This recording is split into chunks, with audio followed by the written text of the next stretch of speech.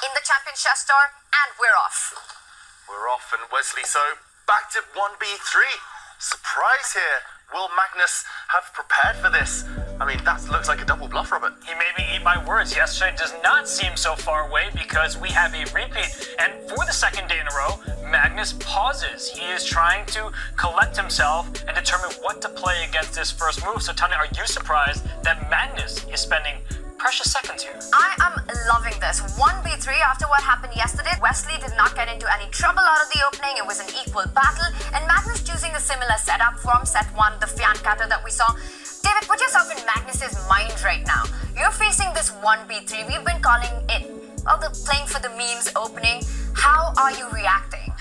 Well, I think Magnus, he's played so many meme-type openings throughout his own career that he'll just not be too phased, and he will, as he's shown in the game so far, just try to react in a similar vein to yesterday, where he just established a very solid position, no real weaknesses, and was able to later equalize. Here, play is transposing back towards more conventional, more traditional waters.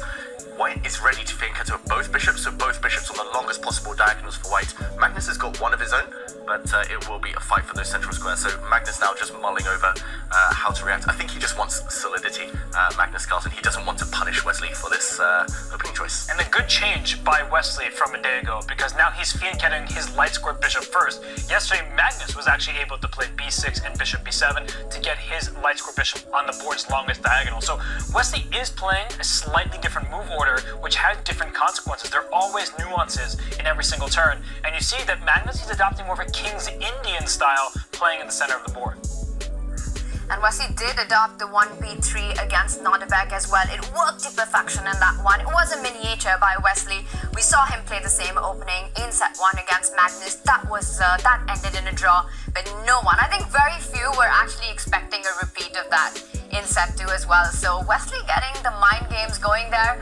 And as Robert said, for the light squared bishop that Magnus has, it's impossible to Fiancata it on b7 like it happened yesterday. So looking at the other diagonal, he pushes the pawn in front of the queen. White looking to expand in the center here?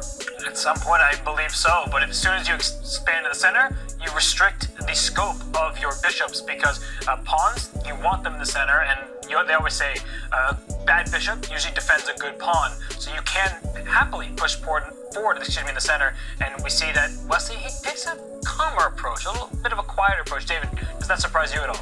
Very much so, and we saw Magnus just look away from the board briefly after that move. A slight frown before he goes back to that poker face, Magnus Carlsen. But this one, again, it feels a bit indecisive. I think Wesley's just trying to stay flexible, but it does allow Magnus to build in the center. Magnus has a bit more space in the middle of the board right now with Black's pawn formation. Wesley, he's just put his knight on a really, really flexible square. And watch out for White's pawns. White's D pawn in the center, White's F pawn. They can challenge the head of Black's pawn chain. So I like the approach from Wesley, so it feels like he's already